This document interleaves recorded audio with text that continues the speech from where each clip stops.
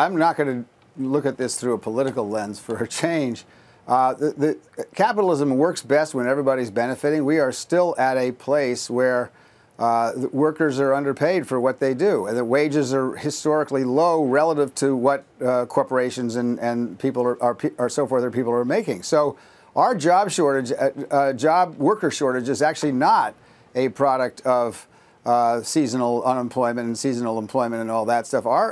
We just don't pay people enough money. And one of the problems is that we're a small business state, and as you know, small businesses always have trouble keeping up with wages of large corporations. And we're not much of a large corporation state. We have a few big corporations, but not very many relative to the mix in some of the other larger industrial states. But your unemployment rate is 2.8%. I mean, that is effectively full employment. I mean, most economists will tell you you're pretty much darn close to that.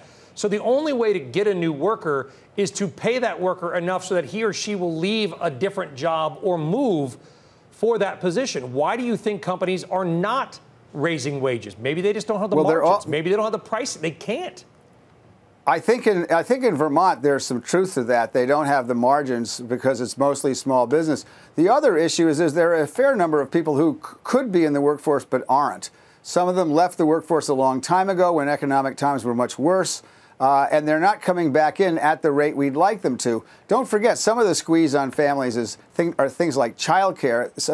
If it costs a lot for childcare, and you have a choice between being in the workforce and not, you may not be able to be in the workforce because you may have to take home and take care of your kids. There's a lot of factors that go into this that are really complicated. Bingo. Generally, you tend to see the New England states with low unemployment rates, lower than everybody else's, because people do like to work here. But there are still in Vermont people who are not back in the workforce after the 2008 cataclysm. You have 3 people on this set, Governor, that have young children, that are young, under 6, under 5 years old. I've got a 3-year-old. Becky's got a new baby as well as other kids. Yeah. And I love what you're saying, because it's not what you make, it's what you spend. And you look at the cost of child care, and you don't have to be a freaking Harvard PhD if you're a working family in Burlington to do the math and say, well, let's see, if I make $30,000 a year but spend $1,000 a month on daycare, Uncle Sam takes whatever they take, then I've got this, I got gas, I got whatever. It doesn't pay to work because I break even and I've got to put my kid in daycare all day long anyway. How do we fix that problem, especially so we can get people back in the workforce? Because that seems like a lot easier one than some of the other things that we're talking about. Well, the problem is that costs money too, and some of the things that you're talking about cost taxpayers money, and people are reluctant to spend taxpayers' money because the people love the benefits, but they don't like paying the taxes. So there's another problem. One of the problems we had when I was governor here is our taxes were too high. And I'm a Democrat, but I'm pretty fiscally hold on, Governor. conservative. Did you just say taxes were too high? Democratic Governor Dean? Yes. I quit. There are a lot of people in CNBC land that may not remember how conservative I was when I was a governor about money. We had a AAA bond rating, and still do, as far as I know. So, but when taxes get too high, then it's hard for businesses to do the expansion they need to do. So you always have to have a balance somewhere.